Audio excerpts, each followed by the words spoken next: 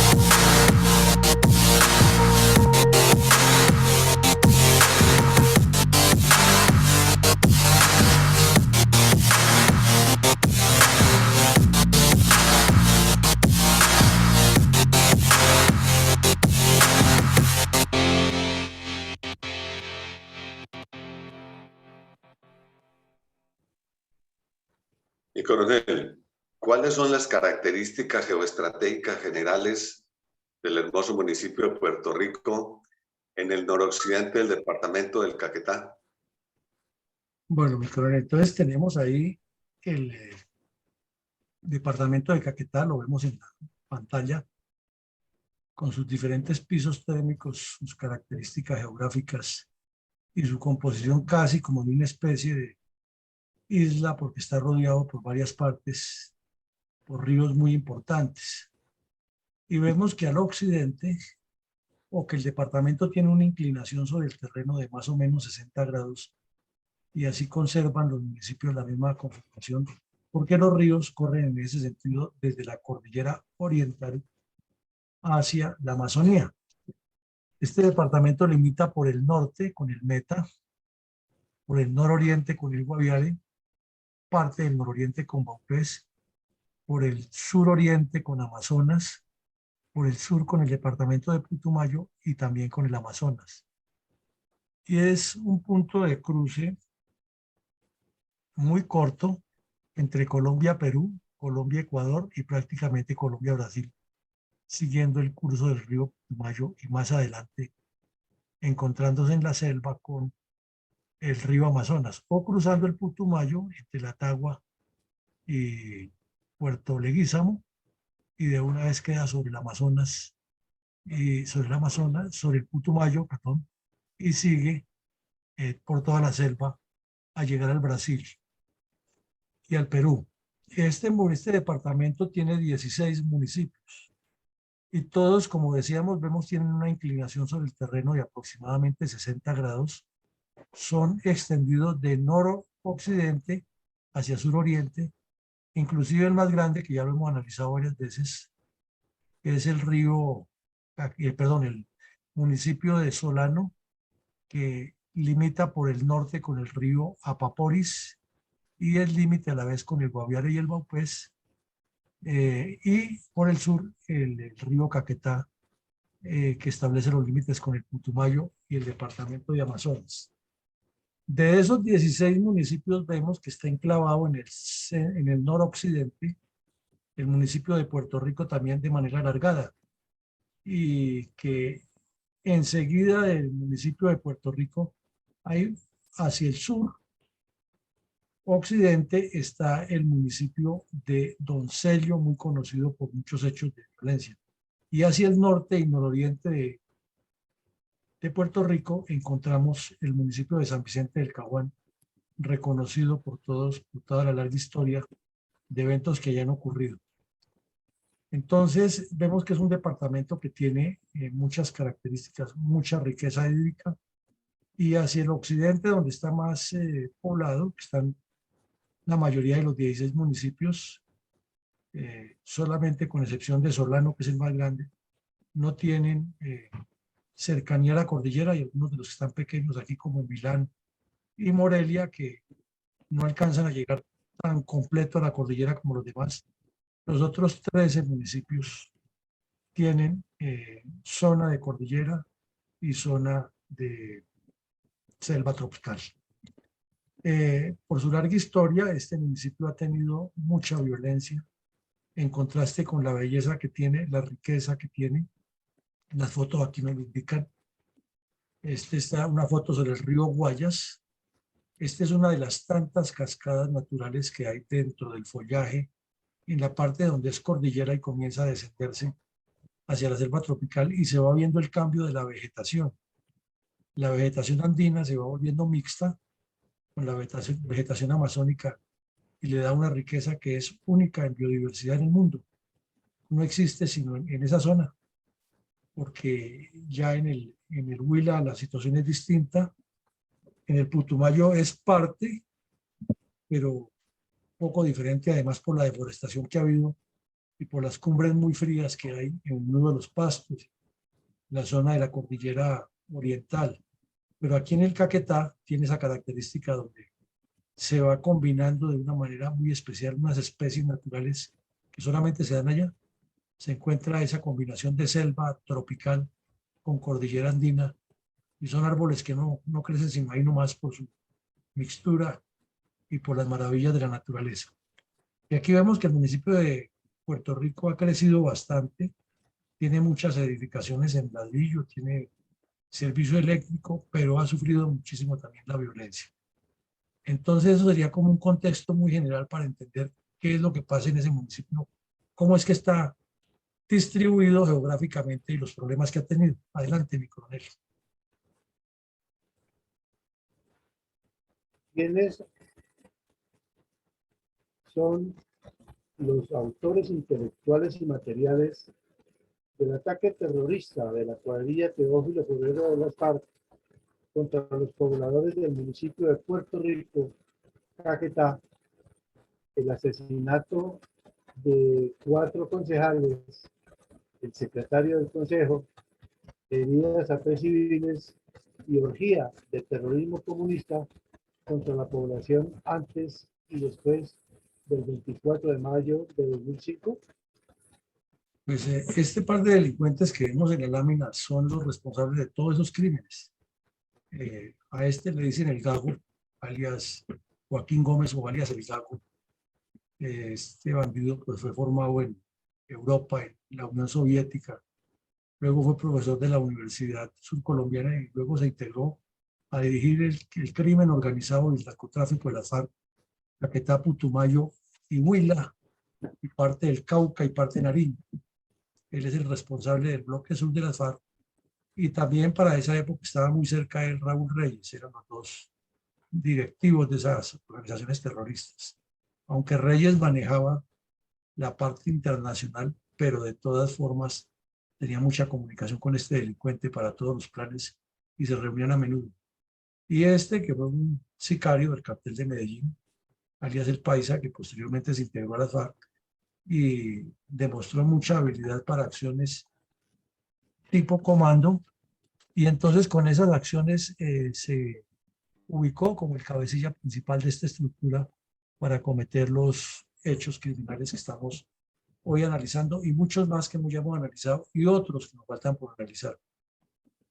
Posteriormente, cuando se firmó el Pacto Farsantos, este delincuente se fue a vivir a La Guajira con toda la protección del Estado y allá permanece y vive a cuerpo de rey.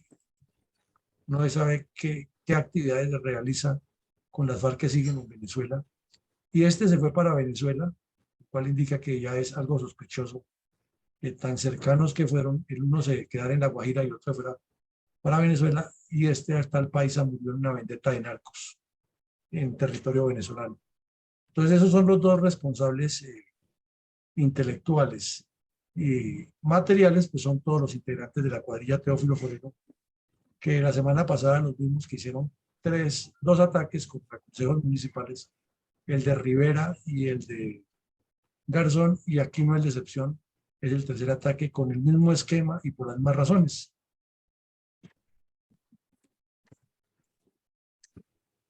¿Cuáles podríamos detallar como antecedentes estratégicos del ataque terrorista de la cuadrilla Teófilo Forero de las FARC contra los pobladores del municipio de Puerto Rico antes y después del 24 de mayo del 2005? Bueno, este de aquí es un evento muy interesante de la historia, primero por lo dramático, segundo por lo dantesco y tercero por lo sangriento. Resulta que de larga data, en el municipio de Puerto Rico, las FARC vienen amedrentando a todo el que intente hacer política, a todo el que no esté matriculado con ellos, y eso se incrementó desde cuando crearon la UP, que no son tan víctimas como los presentaron anoche en Los Informantes, sino que son también parte del problema, que ellos eran de un lado y del otro y querían pan y pedazo, y estaban metidos en narcotráfico, o sea que peor todavía, algunos de sus líderes, y por eso los terminaron eliminando en vendetas entre bandidos. De esa fecha en adelante, Jacobo Arenas ya vio que hacerse muy visible no les era conveniente. Otros dicen que Jacobo Arenas lo hizo intencionalmente para generar más sensación de violencia y que mucha más gente se uniera a la guerrilla. Eso inclusive lo documentó un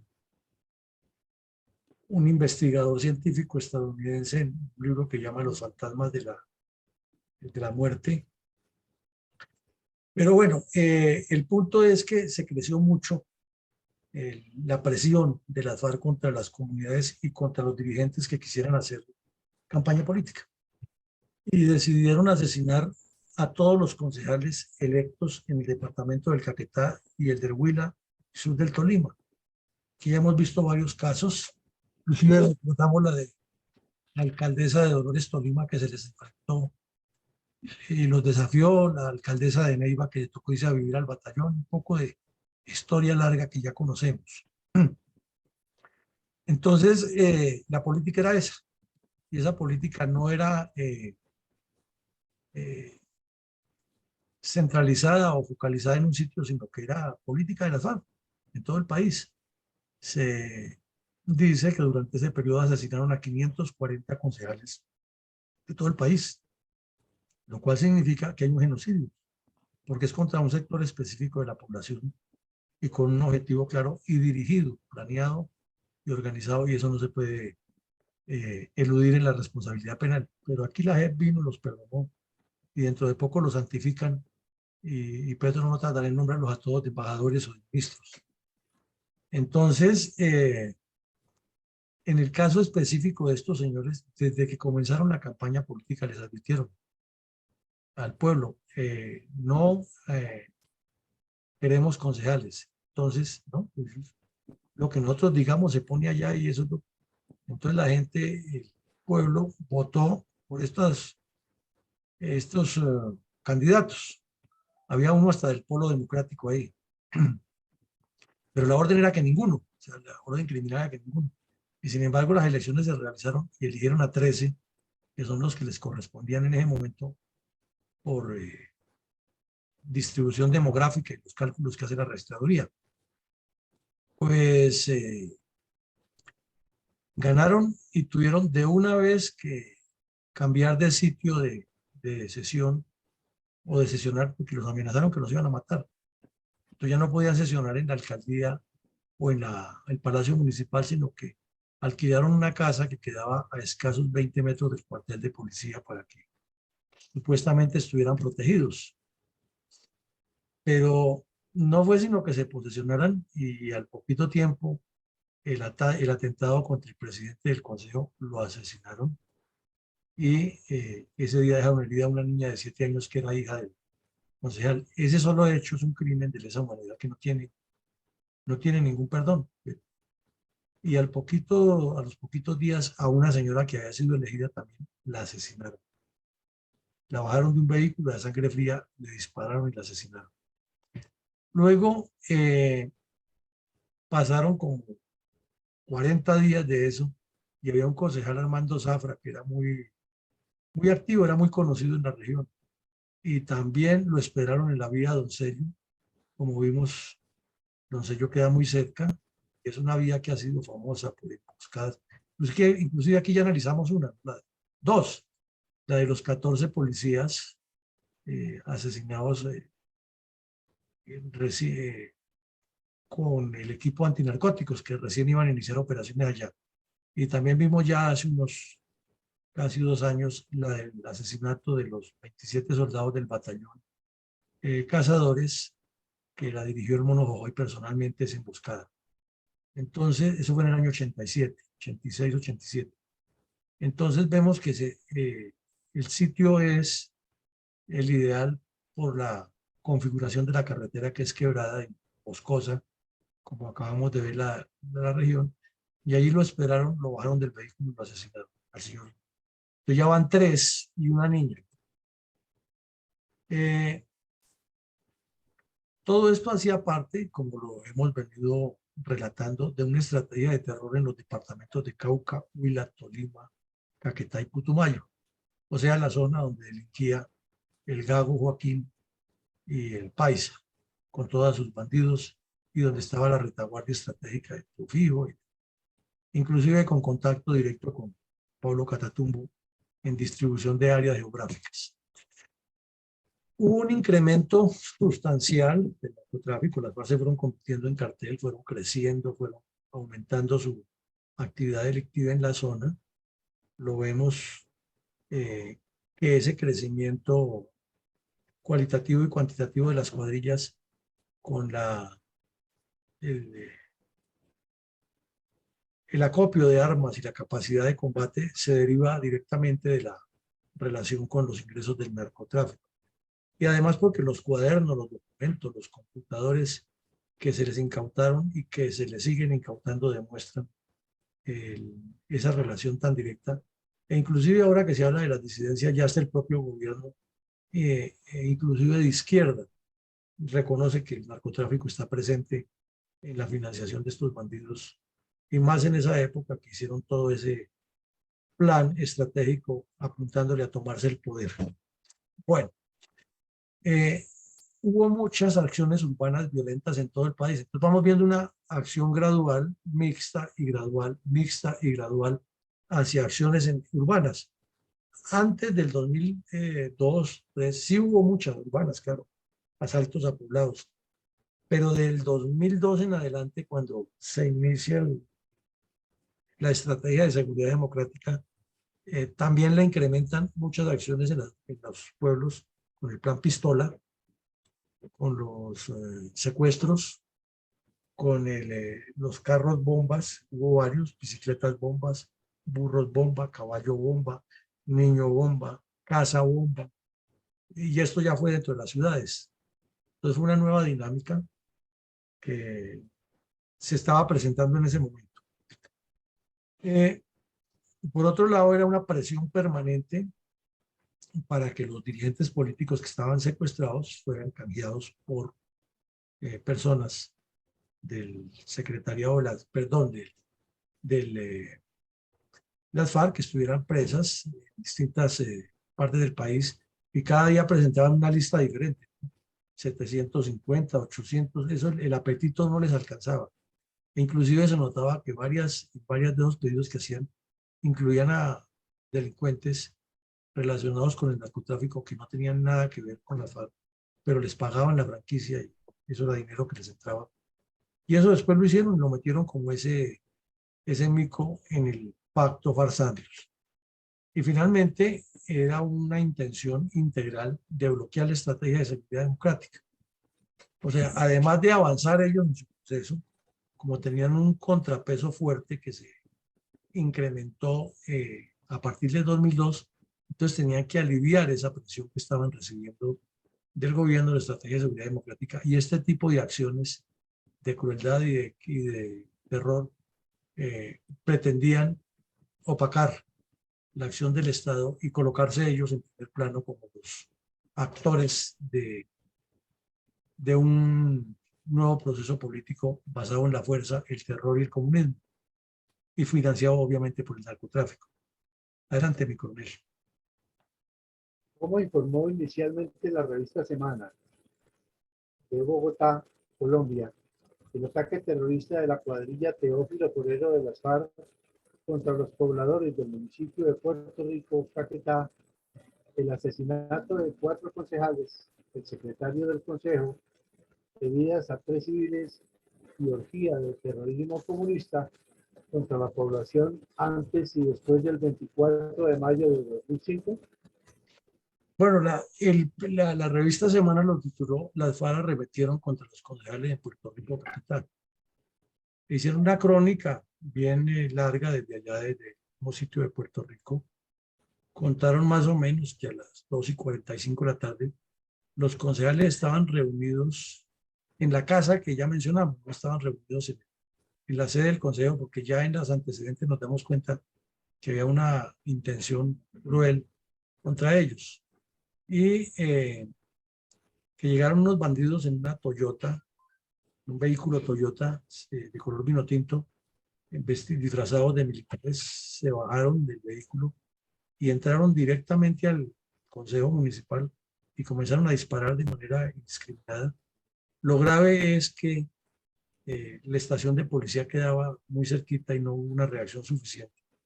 Posteriormente el comandante de la policía informó que era que los agentes que estaban prestando seguridad tenían el revólver y no habían podido hacerle frente a los bandidos que han llegado con una ametralladora y unos fusiles. También está el relato del concejal Julio Casas Pachón, que describe lo que él vio, que fue aterrador, todo lo que sucedió, y pidió pues que le dieran protección del Estado para seguir sesionando porque no se podía perder el, el trabajo que estaban haciendo. Otro concejal, Wilmar Liscano, que también resultó ileso, eh, se alcanzó a escapar con su hijo de 6 años, que lo ha llevado al, al sitio de la reunión, y estaba con el niño ahí cuando ocurrió el tiroteo. Entonces él se alcanzó a volar por una ventana y le alcanzaron a pasar al hijo, pero los que le ayudaron sí no, fueron asesinados por la entrada. Luego el alcalde de la comunidad también dice que eso no se puede tolerar, que critica pues la reacción de la policía, que no fue muy rápida, y también cuestiona o pide a la presidencia en ese momento que les dé más garantías, porque a pesar de que había una base militar muy cerca, a 15 minutos a pie del área urbana, y la policía ahí en el mismo municipio, el hecho se consumó de una manera atroz.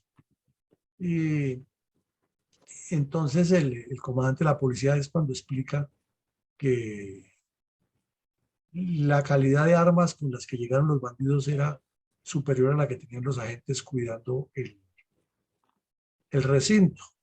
Entonces, pues se habla de que se toman unas medidas de seguridad, y esto es lo que en primera instancia informa la revista Semana, o las primeras informaciones que conoce el país un poco más profundas, porque el hecho conmocionó muchísimo, ¿no? Se metieran a un consejo municipal a asesinar a las personas que fueron elegidas para representar al pueblo, pues eso era gravísimo. Pero fue el primer hecho, eso fue en 2005. Ya vimos que en 2006 fue en Garzón y en el 2009 en Rivera, y el esquema fue calcado y el objetivo fue el mismo en todos los casos, con el mismo método y los mismos propósitos. Sigamos, mi coronel. ¿Por qué la señora María Luisa Celis, concejal del municipio para la época de los hechos, demandó al Estado colombiano por haber sufrido 2 ataques terroristas de las FARC en la misma época en el departamento del Caquetá? Según lo relata el portal electrónico Verdad Abierta, y cómo describe el mismo portal los atroces hechos relacionados con el ataque terrorista de la cuadrilla Teófilo Forero de las FARC contra los pobladores del municipio durante el año 2005. Bueno, mi coronel, creemos que este resumen que hizo el 18 de enero de 2016, esta crónica que publicó ese portal que usted menciona, es un documento que da, sin exagerar, sin, sin, sin ponerle más de lo que es ni menos de lo que es, para una película de terror. Es increíble que esto haya ocurrido en Colombia y que hoy los que hicieron eso se paseen sonrientes, y que la mujer de tiro fijo hable de derechos humanos y de la protección al campesinado y no sé qué más cosas, porque lo que vamos a ver es realmente aterrador y está documentado, como usted lo menciona, en un portal electrónico que reconstruye hechos de la violencia, y está también fortalecido con fotos y con calcos, etc. Esta foto que vemos aquí, está la señora que usted menciona, era la única concejal del municipio, y hay 5 de las personas que están en la foto señaladas con una flechita, con un chulito. Esos 5 fueron los asesinados. 4 de ellos eran en ese momento concejales en ejercicio, elegidos por la población, por los campesinos, por los habitantes del área urbana. Obviamente, la mayoría de ellos son campesinos, o sea, que vienen a sesionar al consejo, pues se quedan en su casa que tienen dentro del caserío, pero regresan a sus fincas a trabajar. Ese es el común denominador de los pueblos colombianos con los. Son muy poquitos los que realmente viven ahí en el área urbana, casi todos viven en sus veredas y van y se reúnen con las comunidades y hablan y coordinan, y ahí es cuando las FARC los presionan. Como vemos, 2 de ellos eran inválidos, estaban en silla de ruedas, y uno era una dama. En total eran 13 personas y el secretario del consejo 14. Ahora miremos Aquí hay un calco que dice por dónde llegaron los bandidos. Desembarcaron en de unas chalupas en el río Guayas y ahí los recogió una camioneta Toyota de color vino tinto, los llevó directamente hasta el sitio, entraron, cometieron la masacre y salieron por la otra cuadra, por detrás de la casa del alcalde, regresaron inmediatamente al sitio y se fueron. Entonces, aquí explica el testimonio de esta señora y el relato que hace el portal muy documentado, que como ya era inminente el ataque a la alcaldía, al consejo, porque ya habían asesinado a 3, recordemos que ya el hecho venía siendo macabro desde hacía días, y que el batallón Cazadores había colocado una tropa en Puerto Rico, pero desgraciadamente ese día estaban patrullando por la zona rural porque había otra información e inclusive estaban en combates. Los concejales tenían escoltas, pero los escoltas eran un agente de policía con un revólver, y eso pues no es mayor seguridad. Y desde mediados del 2004, en una vereda que llama Las Iglesias, les habían mandado decir a los concejales que se tenían que ir, que tenían que renunciar al cargo para que han sido elegidos, porque si no los mataban. O sea, todo esto venía latente, las amenazas materializadas y las muertes de los otros. Luego ya pues se hace un recuento en esa misma crónica de que en los años anteriores o la época anterior a esta, fueron varios los dirigentes políticos de filiación liberal que fueron asesinados, y por ese hecho se juzgó, se investigó a un congresista de apellido Almario, que lo sindicaban de ser cómplice de las FARC. Y uno de los grandes crímenes que cometieron ellos fue una familia de apellido Turbay, mucha influencia social, política, económica en el departamento, que el señor era congresista, lo bajaron del vehículo y lo asesinaron con toda la familia. Esos son los crímenes más atroces, que es otro evento que tenemos que analizar aquí en la fundación. Pero no era una amenaza únicamente para los concejales, era para todo lo que fuera institución. Entre el 97 y el 98, o sea, 7, 8 años antes, por la misma época en que se cometió la masacre de Villar, que se iniciaron los diálogos y todas las cosas con el gobierno Pastrana, todas las instalaciones oficiales de Puerto Rico fueron dinamitadas y destruidas, y se atentó contra la fiscalía, contra los juzgados, contra la estación de policía y contra la registraduría y desde luego la alcaldía. Entonces no era nuevo eso, lo que estaba pasando allí, y siempre era el mismo esquema y la misma presión. No queremos ningún tipo de gobierno. Aquí lo que queremos instaurar es un gobierno popular que lo dirijan las FARC. A ese nivel llegaba la situación de Puerto Rico, y es un municipio muy grande, con una cabecera municipal bastante poblada y con una importante incidencia en el entorno socioeconómico del departamento. Relata también en la crónica que hubo otros asesinatos de personas que estuvieron gobernando el municipio y a los que lo reemplazaron, y ya relata que para el año 2002 se rompieron los diálogos de paz y los ataques ya fueron más intensos, en especial en la vía Puerto Rico-Doncello, de la que ya hemos hablado varias veces. Y comenzaron a multiplicar el mensaje de que en el Caquetá las elecciones se hacían cuando ellos dijeran y con los que ellos dijeran. Así de grave era eso. Y si le atamos el tema de lo que hemos venido analizando aquí, de la presencia del Partido Comunista Clandestino y Movimiento Bolivariano Clandestino y milicias bolivarianas, pues la verdad era que quien se lanzara a la política ya, como decían coloquialmente para significar que era una persona muerta, decían que compraba un chaleco de madera, o sea, un ataúd, y que alquilaba de una vez una tumba, el que se lanzara a la política. Y las mismas FARC les decían así. Entonces eso fue un evento muy complejo, fue parte de la primera etapa que le tocó al gobierno de Uribe enfrentar y replantear los dispositivos militares y replantear la presencia de la fuerza pública ya, porque ya era el extremo que eso estuviera ocurriendo sin que no pasara una acción concreta del Estado, porque la debilidad de Pastrana durante los 4 años de gobierno, en esa zona donde le cedió todo el espacio, y la que venía acumulada desde Samper, Gaviria, Virgilio Barco y Belisario Betancur, que son los principales responsables de que eso haya llegado allá, pues era un reto muy difícil para el Estado colombiano. Y se hablaba abiertamente en los medios de comunicación por esa época, recordémoslo, que los concejales, los alcaldes y los gobernadores del Caquetá eran objetivo militar de la FARC, sí, sin pensarlo 2 veces, al punto que el Consejo Municipal anterior, que a estos que estamos hablando, estas víctimas, tuvo que venir a sesionar aquí a Bogotá y a Florencia.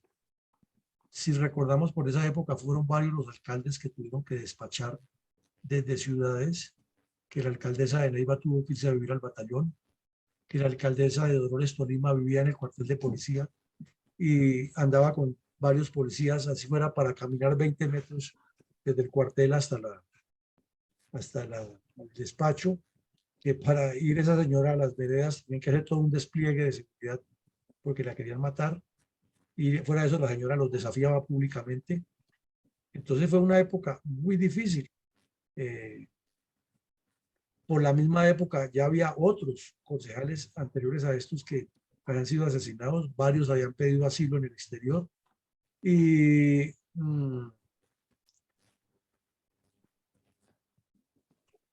varios de ellos también han recibido y han denunciado y puesto en conocimiento de las autoridades cartas en las que les daban ultimátum para que se fueran.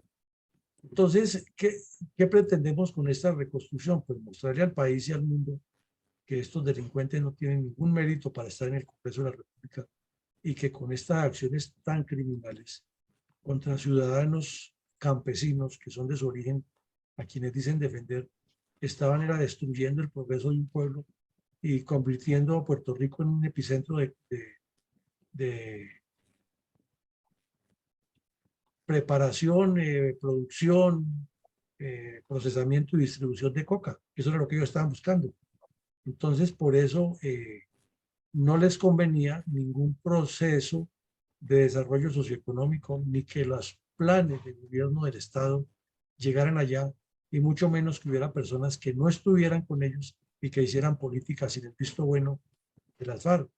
Entonces, esta es otra parte que tampoco se cuenta en el informe de la Comisión de la Verdad, que es el control por medio del terror que ejercieron no solo en Puerto Rico, Caquetá, sino en muchos otros municipios de ese departamento y del país.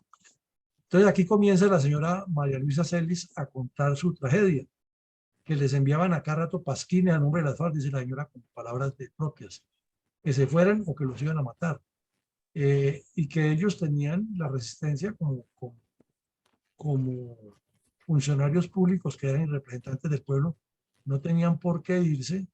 Inclusive esta señora después del atentado se quedó y volvió a ser concejal elegida, pero se salvó varias veces. La primera vez que se salvó es que ya la señora era mayor de edad, tenía canas y andaba siempre con las canas, y de pronto le ocurrió un día tinturarse el cabello y venía caminando desde el salón de belleza hasta la casa, y llegaron 2 tipos en moto y le preguntaron que si conocía a esa señora, que era una viejita canosa que iban a matarla, y estaban hablando con ella misma, pero como se acababa de teñir el cabello, pues ella no la identificaron y le dijo, no, yo no la conozco, no sé quién será, es que yo estoy recién pasada por este lado.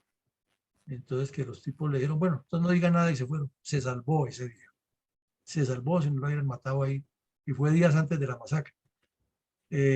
Por esos mismos días, contra otro concejal, sobrevivió al primer ataque, y a ese primer ataque en su casa le lanzaron granadas de mano a la casa donde vivía con la familia.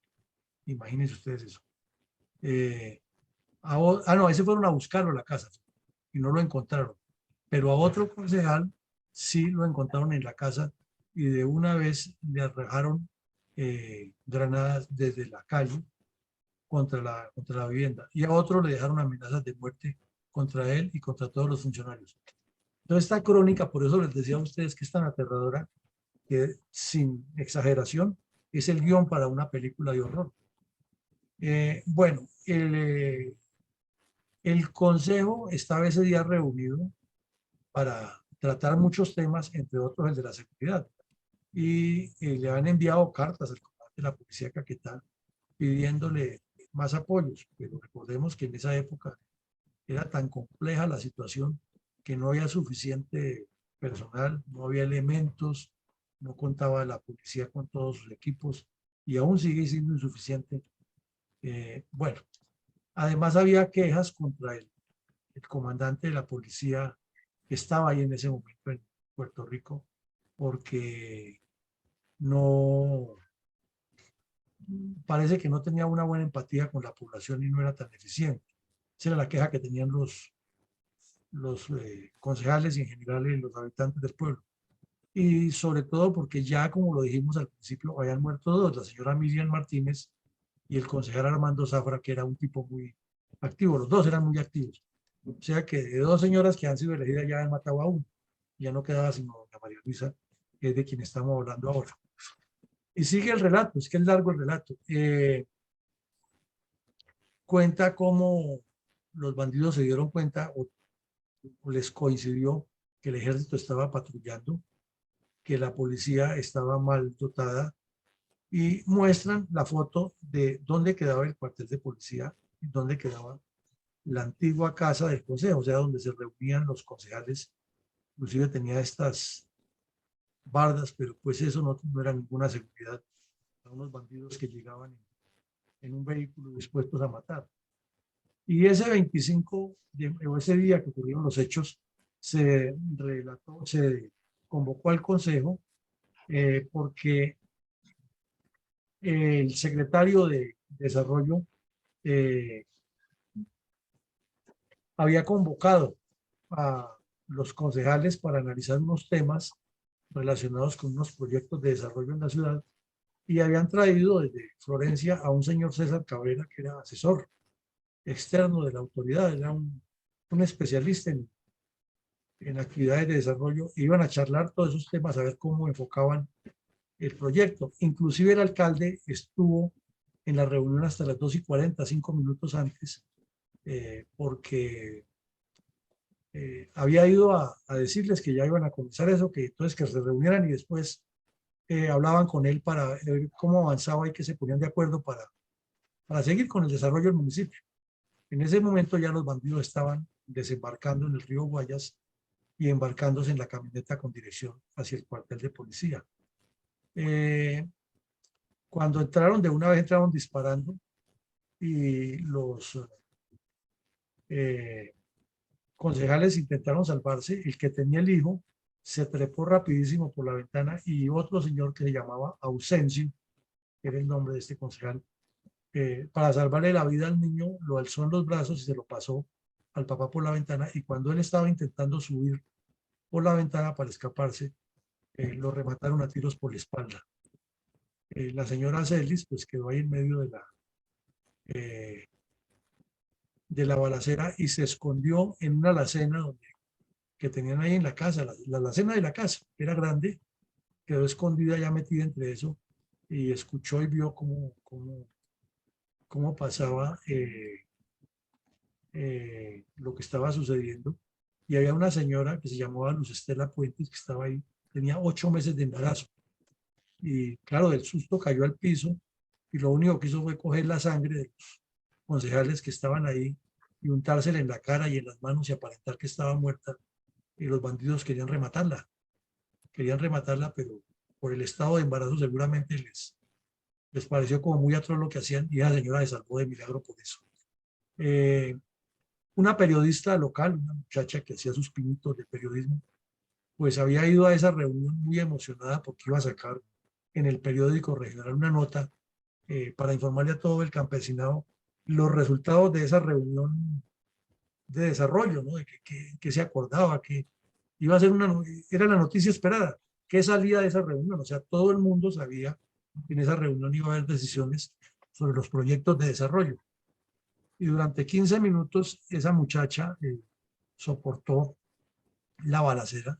El hermano era concejal y era inválido, y fue uno de los que se metió allá al baño para protegerse, y ella entró también a protegerlo, y ahí le entraron a rematarlo hasta que lo mataron, y a ella también la hirieron.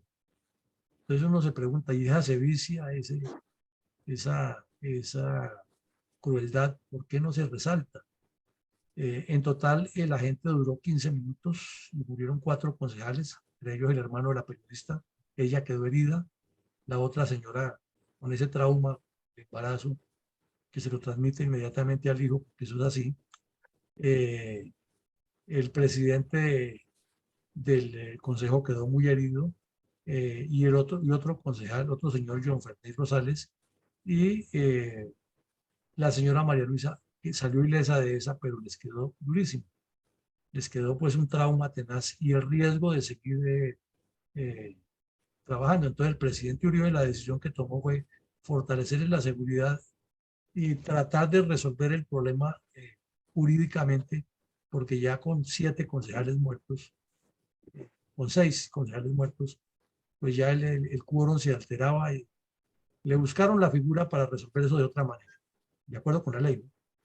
Y la ONU, en su momento, pues se manifestó que eso era una masacre, pero de ahí, ¿qué más? Nada, nada, que es una violación al derecho internacional humanitario, sí.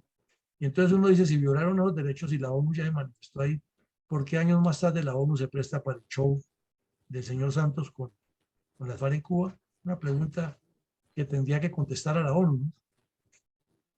Y pues ya el ejército intervino las autoridades y cuadraron o coordinaron un nuevo proceso de seguridad, pero el drama no sigue ahí. Ahí vemos la foto de la señora María Luisa Celis revisando los archivos y contando. El alcalde volvió a insistir que había falta de seguridad, que los bandidos no podían quedarse con Puerto Rico, pero él tenía lógico su escolta e insistía que que la seguridad era requerida y que Puerto Rico lo que necesitaba era fortalecer la institucionalidad, no entregársela a los bandidos. Pues no se la perdonaron, y aquí sigue la película de horror. Ya 5 años después de esto, cuando él ya no era alcalde, lo esperaron en la misma carretera de Doncello, lo bajaron del vehículo y lo asesinaron. Lo asesinaron. ¿Y por qué más lo asesinaron? Porque además de eso, él, además de todo lo que les había dicho, y que era el alcalde, era uno de los testigos de la masacre de la familia Turbay, y el que estaba señalado de esa masacre era un señor Fernando Almario, que era representante a la Cámara. Entonces, como vemos, esta película de horror sí, y por la misma época que lo asesinaron a él, aquí vivimos, recordemos, al tal Paisa, cuando planeó el asesinato, el secuestro y el asesinato de un gobernador, y les falló en la parte final del plan, y cuando ya tenían el ejército encima, para no dejarse detectar dónde estaban, lo degollaron a otro gobernador. Entonces, esto es una orgía de sangre lo que las FARC hicieron en el Caquetá. Pero aquí viene que la película de horror no ha terminado con estos concejales. Resulta que ellos se trasladaron a Florencia a legislar mientras se les prestaba la seguridad, y luego regresaron eh, al, a su municipio. Pero 2 de ellos definitivamente se exilaron en Canadá. Y allá están en Canadá, y estando y allá en Canadá tienen la desgracia que tienen que convivir con mucho bandido de las FARC, que también va y se exilia allá con el argumento de que es perseguido político. Pero el gobierno de Canadá, cada vez que un militar pide visa, le ponen 1000 trabas y lo investigan, sobre todo si perteneció a unidades de combate. Y en cambio los bandidos de las FARC los han exiliado, les han dado asilo a todos allá, sin ningún problema, con el cuento de que son perseguidos políticos. Y más si llegan con el argumento que eran dirigentes sindicales o entre comillas líderes sociales, allá están. Pero estos concejales están conviviendo con los delincuentes allá. ¿Para qué?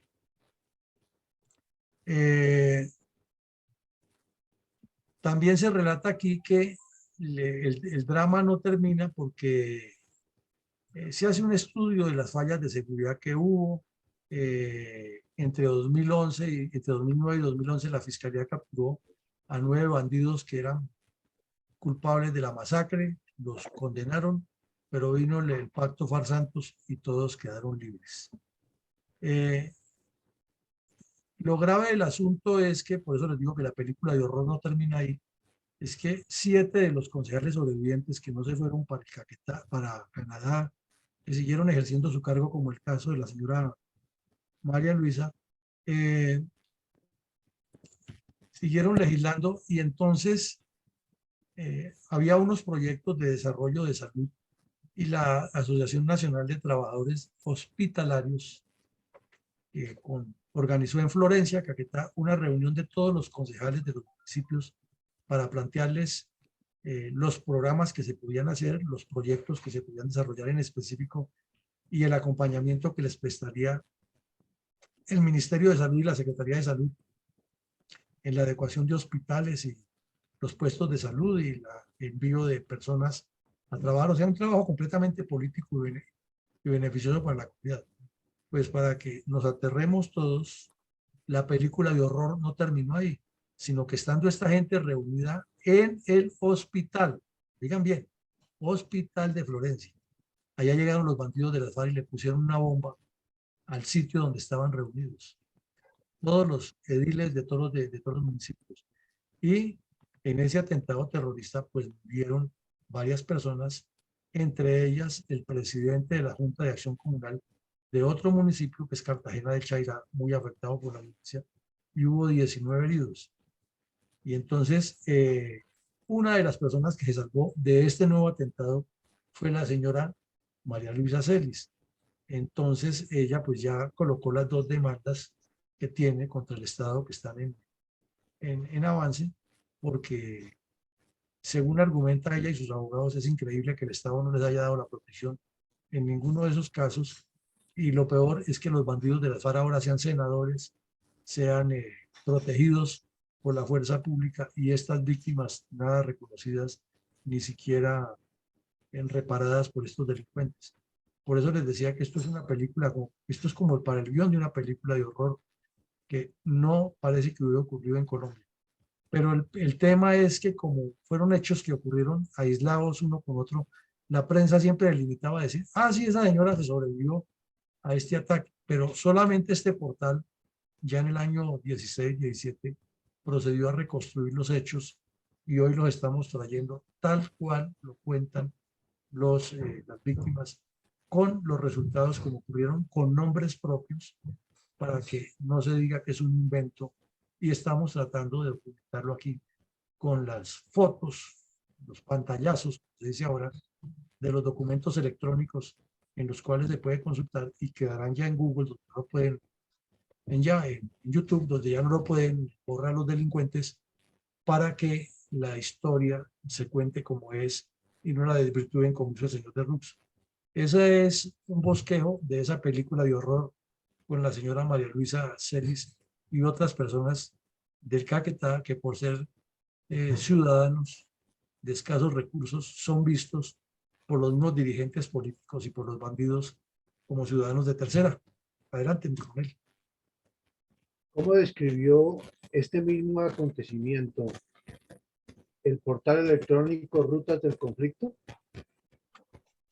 Pues el portal electrónico Rutas del Conflicto tiene en su archivo muchos de estos hechos descritos de una manera muy sucinta, muy escueta, pero aquí grandes rasgos repiten lo mismo, ¿no? Cómo ocurrieron los hechos, cómo murieron 7 personas en total ese día y que había unos antecedentes del ataque, la ubicación de la base militar, la ubicación del cuartel de policía, y le agrega también que hubo la masacre de los diputados el secuestro de los diputados del Valle, la masacre de los ediles o los concejales Rivera Huila y el intento de masacre que hubo en Garzón con el secuestro después y el show publicitario de la liberación del señor Armando Acuña, que lo vimos la semana pasada. Entonces, es como un contexto que hace para puntualizar un hecho, pero no da mayores detalles.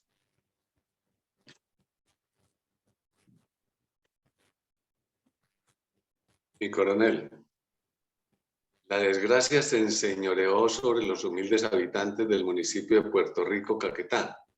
Un año después de la masacre de los concejales, los mismos terroristas de las FARC, encabezados por Milton de Poncel Redondo, alias El Gago Joaquín Gómez Usurriaga, y Hernán Darío Velázquez Aldarriaga, alias El Paisas, perpetraron una nueva masacre en la vereda del Diamante. ¿Cómo describió una vez más el portal electrónico Rutas del Conflicto este hecho? Pues mi coronel, cuando uno lee eso, cuando recuerda, ¿no? Porque todos los colombianos lo vivimos en carne viva, lo vimos en los medios de comunicación, y cuando ata toda esa cadena de acontecimientos, realmente eso revuelve la bilis, produce no solo desación, sino rabia, ira contenida de que el Estado colombiano haya sido tan permisivo y tan indolente con el país. Es que si eso fue atroz, si eso que acabamos de ver con los concejales y la bomba, luego en Florencia y la persecución contra esta gente y los exiliados y todo lo que tiene, porque eso da para una película de horror. En Hollywood cualquier cineasta de esos se interesaría por convertir esto en una película de horror. No terminó ahí, sino que en un lapso de menos de 8 meses después de eso, porque la masacre de los congresistas, de los concejales, ocurrió en mayo del 2005 y la masacre de estas personas ocurrió en febrero del 2006. Son como 7 meses, 8 meses de diferencia entre un hecho y el otro. ¿Qué ocurre? Que había personas de la vereda del Diamante, muy conocida en la historia, esa vereda del Diamante, que la próxima semana tendremos aquí al mayor Victorino González, que nos va a hablar de la historia de una masacre que cometieron las FARC contra las fuerzas especiales en esa vereda más o menos 20 años antes de estos hechos. O sea que eso nos da la pauta para entender todo lo que ha sucedido.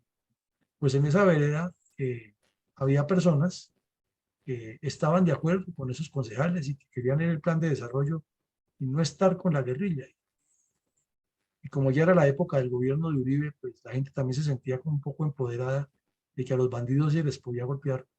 Y ocurrió algo más atroz todavía. En un bus de esos que cubren la ruta entre San Vicente del Caguán y Florencia, o sea que pasaba por Puerto Rico y por Doncello, los detuvieron, bajaron la gente, la seleccionaron en 2 grupos y a sangre fría le dispararon a 9 personas y las asesinaron, y a otras 14 les dispararon y quedaron heridas. Eso no se veía sino desde la época de Chispas, Desquite y Sangre Negra.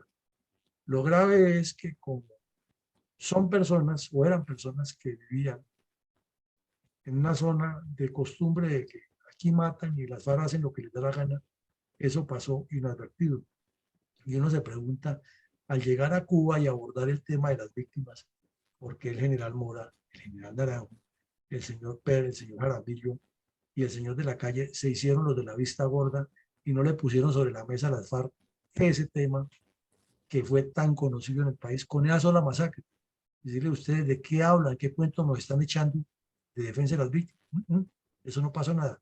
¿Y cómo es que el gobierno nacional, el señor Duque, le da por recibido el informe de la Comisión de la Verdad de Rux y le acepta que no se escriba, por ejemplo, este caso, que no se ponga como emblemático, sino que quede por allá relacionado con un hecho ajeno en un tercer documento anexo que no lo lee nadie y que en el informe principal no se mencione esta barbarie contra contra los representantes democráticos de la comunidad, contra el campesinado y contra la gente inerme?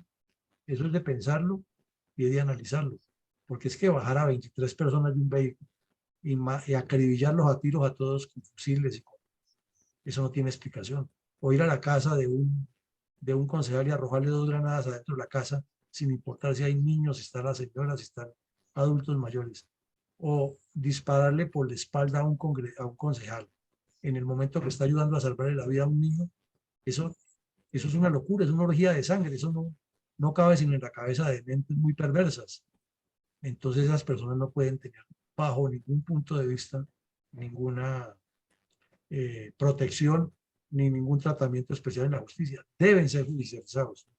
Y ese señor, el tal Joaquín Gómez, alias el Gago, debe estar en una cárcel pagando por lo que hizo y no viviendo en La Guajira protegido por la fuerza pública y dándose una vida de gran capo. Eso no puede ser así. Todavía no, estoy ocupado ahorita ya. Entonces, ese es el resumen de la masacre, mi coronel. Gracias, mi coronel. Mientras se alistaban para negociar en Cuba, los delegados de Santos con los cabecillas de las FARC, nuevamente la columna Teófilo Forero atacó con explosivos a los habitantes del municipio de Puerto Rico, Caquetá, en 2012. Como describió el diario Vanguardia Liberal de Bucaramanga, este nuevo acto demencial por parte de los narcotraficantes y terroristas del bloque sur de las FARC, encabezados por alias el Gago Joaquín Gómez y alias el Paisa. Pues mi coronel, aquí volvemos al tema, ¿no? Decimos que es una película porque usted sabe que en las películas se reconstruyen los hechos y no se cuentan todos sino que se puntualizan.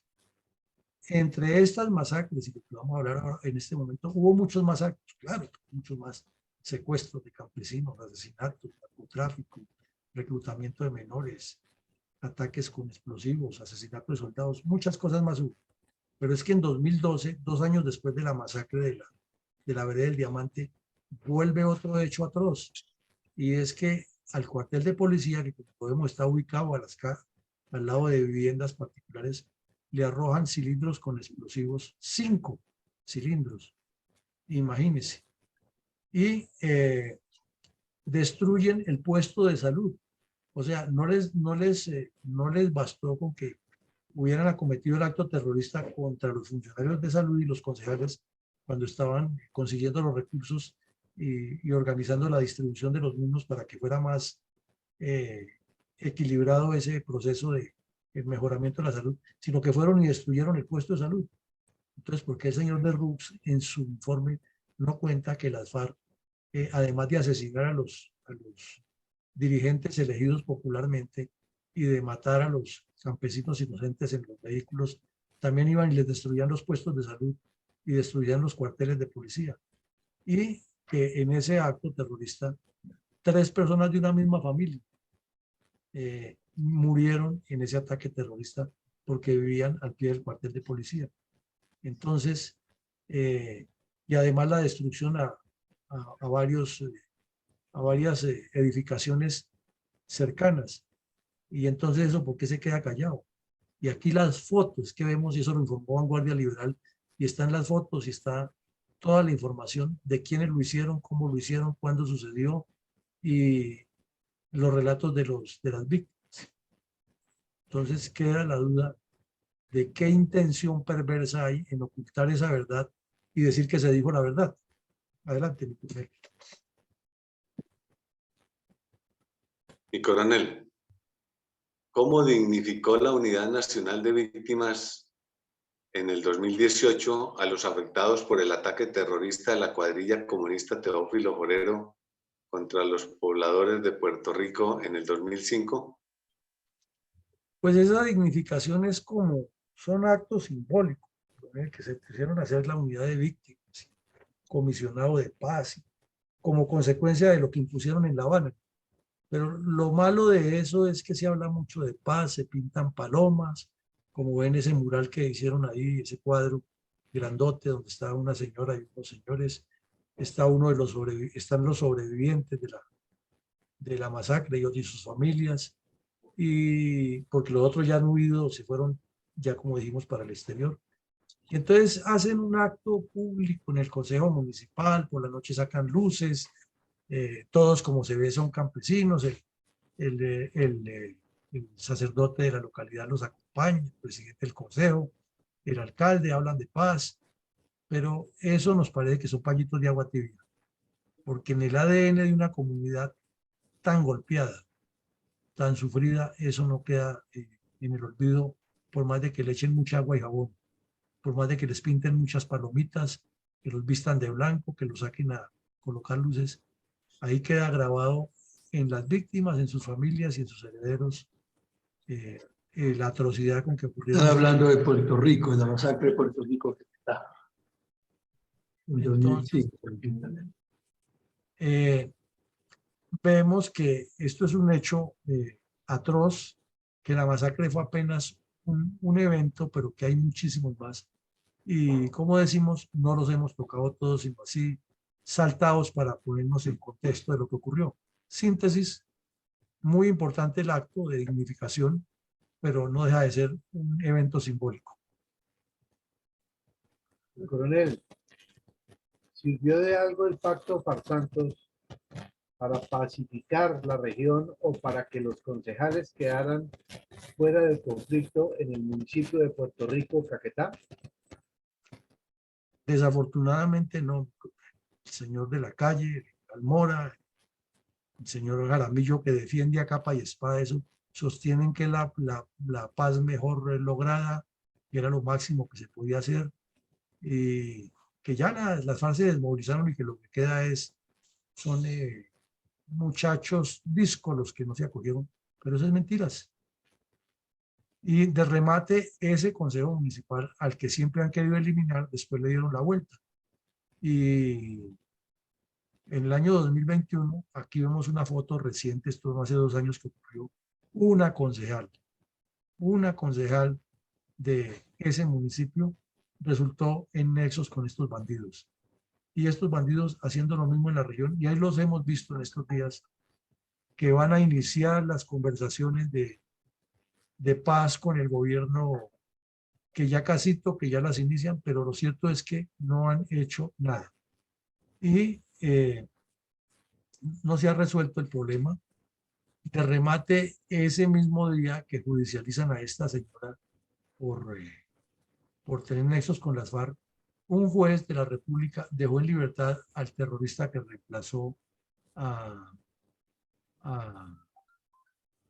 el Mono Jojoy, ya le suspende un proceso que tiene, y ese mismo día anuncian que la Fiscalía citará a Sampera que hable sobre el tema de la masacre, de la muerte de Álvaro Gómez.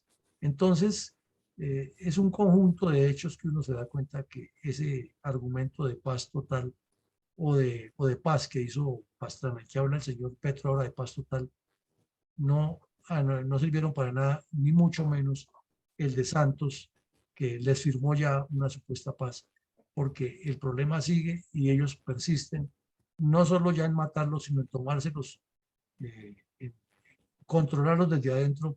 Y esta señora era nada menos que la vicepresidente del Consejo. Está presa en este momento, pero ahora me imagino, o se supone supondría cualquiera, que tan pronto comiencen las negociaciones ya a tomar forma con este grupo de las supuestas disidencias, lo primero que van a exigir es que salga de la cárcel y que haga parte de los que negocian, y el señor Petro hará lo posible y lo imposible para sacarla de la cárcel. Entonces vemos que el tema es complejo y que definitivamente el pacto Farsantos no sirvió para nada. ¿Cómo resalta nuestra fundación el drama de los niños víctimas del narcotráfico comunista de las FARC?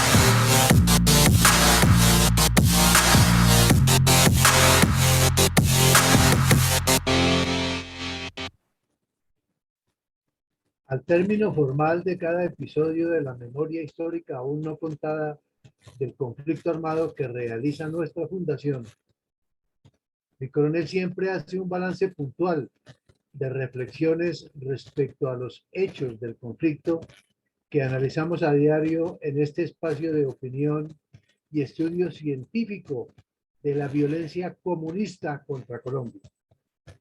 ¿Cuáles son sus reflexiones estratégicas acerca del ataque terrorista de la cuadrilla Teófilo Forero de las FARC contra los pobladores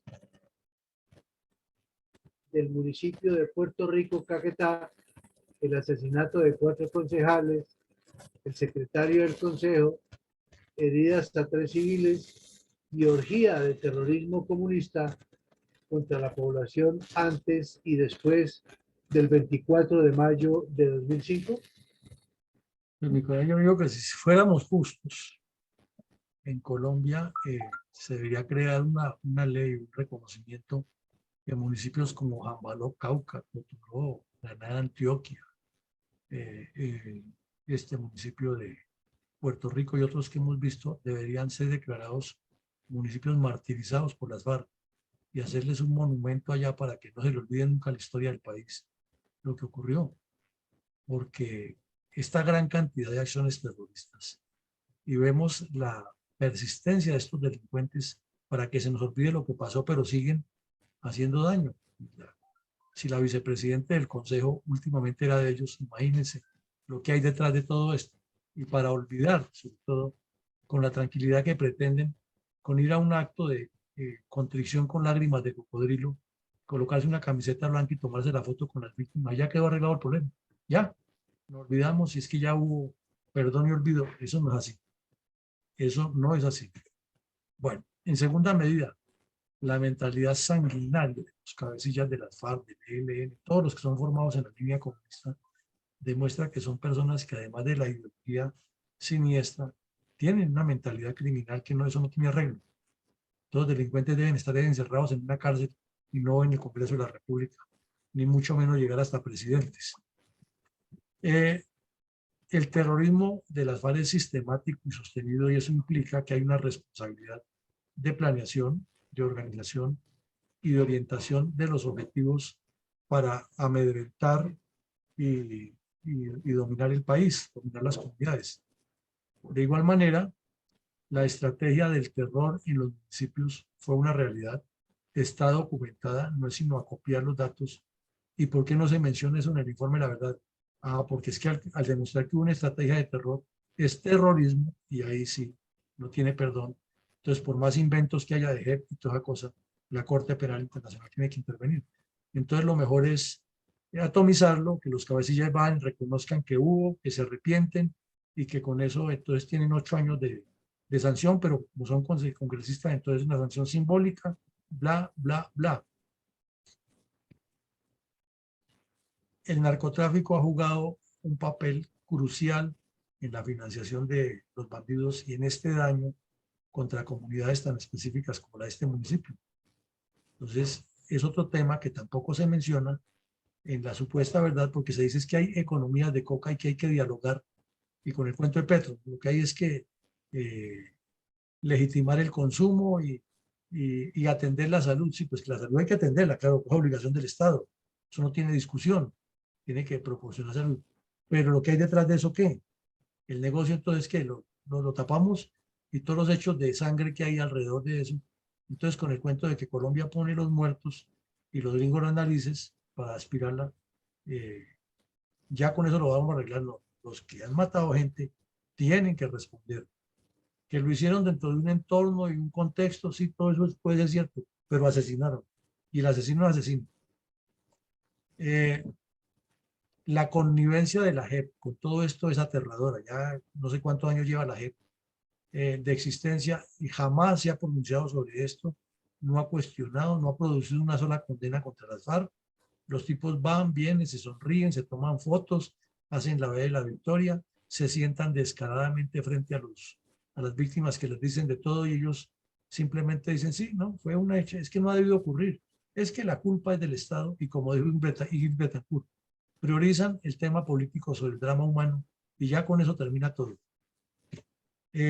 La estratagema de la paz que manejaban, digamos, y siguen manejando, es de ocultar toda acción criminal, toda esta monstruosidad que hemos visto hoy apenas en un municipio de 2000 y pico que tiene el país, simplemente con que ya ocurrió, ya nos promete, nosotros no tenemos nada que ver con los que siguen ahí, eso es culpa del Estado por no cumplir con lo pactado, pero nosotros estamos libres de polvo y paja, y la concubina de tiro fijo ahora es la mujer que nos dicta moral y buenas costumbres a los colombianos. Y todo esto era ordenado por ese bandido, a él le llegaban los reportes directos, él nunca tocaba el computador ni nada de eso, sino era ella la que le hacía todo ese proceso, la que lo informaba y luego la que reenviaba las órdenes e instrucciones a las demás cuadrillas para que siguieran, como decía Tiro Fijo, apretando. Todo esto nos indica que las conversaciones que hubo en Cuba fueron un gran error, que lo único que se cometieron fue fallas y que el afán de un premio Nobel del señor Santos, inmerecido para él e innecesario para Colombia, nos hizo más daño, y que estas heridas no se van a cerrar tan fácil, ni las FARC van a renunciar a seguir haciendo torcidos y causando daños como lo demuestran los hechos posteriores. Mi coronel González, el turno es suyo. Gracias, mi coronel. Mi comentario para el día de hoy. La carretera que conduce de la ciudad de Florencia, capital del departamento del Caquetá, siguiendo hacia el norte al piedemonte de la cordillera oriental, pasa por los pintorescos municipios de Montañita, Paujil, Doncello, Puerto Rico, hasta llegar a San Vicente del Caguán. Esta región es pintoresca y de mucha fertilidad agrícola, razón por la cual el señor Oliverio Lara pensó en desarrollar una extensa ganadería, proyecto que fue frustrado por su asesinato en manos de la insurgencia comunista.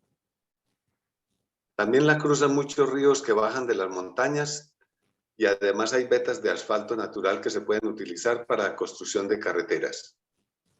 Esa riqueza se convirtió en un atractivo para las huestes comunistas enemigas del progreso y el desarrollo, basado en el trabajo y la laboriosidad de sus gentes. Por esa razón, se han cometido innumerables crímenes en nombre de una fantástica revolución que solo trae muerte y destrucción y violencia brutal, estimulada por el adoctrinamiento en las falsas teorías marxistas de una perfección absoluta imposible de alcanzar por el ser humano, pero que en las mentes ingenuas tiene mucha acogida, hasta el punto de creer que se justifica el crimen en razón de esa utópica meta que solo es producto de la imaginación humana. Y para alcanzar la paz se han propuesto muchas soluciones, dentro de ellas el que la verdad sea contada para mitigar no solo el sufrimiento de las víctimas, sino para que nos sirvan de lección hacia el futuro. Narrativas que esperábamos encontrar en la misión encomendada al sacerdote Francisco de Rux, para que relatara un informe imparcial y sincero de gran utilidad ilustrativa para las nuevas generaciones. Pero este propósito se frustró, debido a las admiraciones y simpatías que el sacerdote y su grupo de colaboradores profesa a los grupos insurgentes y criminales. Y mientras la verdad no sea narrada en forma objetiva y sincera, nos será muy difícil alcanzar la paz, ya que estas circunstancias no atenúan los espíritus para el bien de toda la nación. Muchas gracias, mi coronel. Sí, con las circunstancias de no contarle la verdad y fuera de eso no reparar, no hacer que estos bandidos paguen por lo que hicieron, pues no van a generar ninguna paz, sino nuevos problemas y nuevas violencias. Adelante, mi coronel Alarcón. Coronel, un saludo especial para nuestros fieles colaboradores en Facebook, Aide Montoya, Rabinovich y Antares Gina, mi general Vázquez. En el día de hoy tenemos un aporte de Eduardo Patiño que dice que se dice que el paisa murió en combate contra unos mercenarios contratados por alguien. Pienso que es muy probable. Mi aporte para el día de hoy. Los momentos de euforia e insanía vividos últimamente en este departamento, cuando secuestran, humillan y dan malos tratos a los policías, propias y legales autoridades, no alcanzan a medir lo que va a ser o será el atraso que conlleva la salida de la inversión propia de las multinacionales petroleras que durante los últimos años, además de la explotación del aceite, pero sin lugar a dudas, donan y ayudan a las comunidades, quienes además de lo legal, hacen solicitudes no acordes con eso y siempre, de una u otra forma, los obligan a cumplir y a la postre se hacen aulas, salones, vías, festejos de o para la niñez, semovientes, etcétera. Apoyos que ya no volverán. Tengo la seguridad que las gentes de bien, verdaderos colonos y moradores, humildes campesinos de la zona, no están de acuerdo con estos hechos acaecidos, pero deben callar o irse, abandonando lo poco o mucho que han conseguido, reitero, dejando atraso para la región. Esto, sumado a la crueldad y el poco respeto por los derechos humanos y violando consigo el derecho internacional humanitario, nos ponen en un sitial desesperanzador y salvo contadas excepciones, no se ve efectividad en las acciones, mientras su sacrificio de vida ha sido máximo. Sus verdugos, nuestros verdugos, lamen las mieles del poder con burocráticas posiciones y pelechando lo que ha sido el sacrificio y sudor de la frente de muchos campesinos y gentes de bien de toda la vida, nuestros impuestos. Hoy, que aparecen como las hermanitas de la caridad, casi en santificación, niegan con intenso odio ser los ejecutores victimarios de esa violencia sistemática que solo se ejecuta para sembrar terrorismo y cubrir las acciones propias del narcotráfico, entre otras, agregando acciones que hacen de gobierno y su fuerza pública los únicos responsables de las acciones ejecutadas. Todo está fríamente conectado y calculado. Por eso, recomendamos e invitamos como Fundel el uso y participación de este programa de la memoria histórica, que es de todos y para todos, pero especialmente para las juventudes. Y no descansaremos en decirlo. Es necesario conocer la verdad escondida o camuflada por los mismos victimarios narcoterroristas e informes como el del cura de Brooks. Consulten, escojan, háganlo y coméntenlo en familia. Muchas gracias, mi coronel. Exactamente, mi coronel. La verdad hay que difundirla para que no se olvide y ponerle alma, corazón y vida. Adelante, mi coronel Ramiro Saldaña, si tiene algún comentario. Buenos días, mi coronel. Muy buenos días. Buenos días, compañeros que trabajan con tanto empeño para que la verdad no se omita.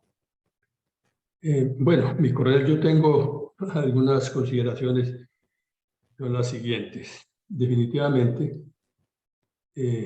Colombia está dividido en dos partes. Y una de las partes ha sido la del sur completamente abandonada. Hay dos Colombias. Usted ya lo dijo en su exposición, discriminación regional, abandono completo y vacío de poder. Vacío que es llenado, que ha sido llenado a través de la historia por estos grupos narcoterroristas que el mismo poder les ha dado estatus político, y eso es lo que los empodera para aparecer armados donde se les dé la gana y que ninguna autoridad les pueda quitar las armas que solamente deben portar al Estado, solamente por decretos y por leyes, por haberles dado el estatus político que de ninguna manera deben de tenerlo. El descuido del hinterland y las fronteras que siempre ha existido en nuestro país, un abandono absoluto. Y para más, esos terroristas están participando y han participado en el uso del suelo, Son muchas veces consultados por el mismo gobierno para que ellos indiquen, para que ellos elijan a quienes se les deben dar las casas que se construyen, las casas de las BIC de interés social. Eso ocurre y ocurrió con este terrorista Joaquín Gómez, que señalaba a quienes les podía dar las casas. La verdad es que todavía se dice que miembros de las entonces guerrillas de la FARC, fue lo que leí en uno de los periódicos que usted presentó, mi coronel. Y las entonces guerrillas de la FARC son las mismas de hoy. Insensatos, lo dije ayer, y necios, quienes asisten y el gobierno que se presta para estos dislates de los acuerdos de paz. ¿Quién no va a votar por unos terroristas con un fusil en la cabeza? Yo pienso que los pobladores caquetenses o caqueteños son unos héroes para haberse aguantado tanto terror y aún subsistir y aún seguir trabajando. Todos los gobiernos que hemos tenido son unos indolentes y también tan responsables cuando apoyan estos engañosos, estos fallidos procesos que llaman de paz. Muchas gracias, mi coronel, muchas gracias a todos. Perfectamente, muchas gracias. Sí, la población caqueteña es digna de un reconocimiento como una población heroica, haber soportado tanta presión y, como usted dice, con un fusil en la cabeza, ¿quién no vota por un bandido de esos? Y coincido perfectamente con usted, y lo he dicho muchas veces en medios de comunicación, no hay dos FARC, hay una sola. El cuento de que es que las extintas guerrillas de las FARC los desmovilizan, mentiras, están haciendo un proceso estratégico que les dio resultados.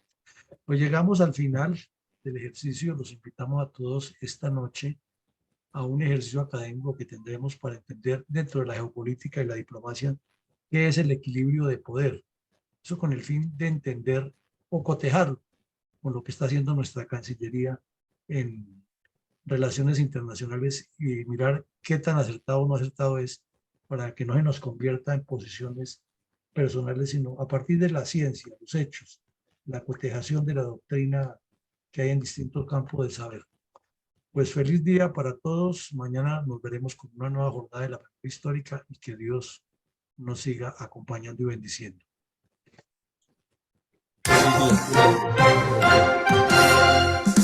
Invitado nuevamente para que todos los días, de lunes a sábado, de 7:30 a 9 de la mañana, se conecte a las redes sociales de la Fundación Excelencia, Liderazgo y Transformación, a escuchar en la voz de sus protagonistas la verdadera memoria histórica de la violencia desatada durante varias décadas por las guerrillas izquierdistas contra Colombia. Lo esperamos en nuestra próxima emisión.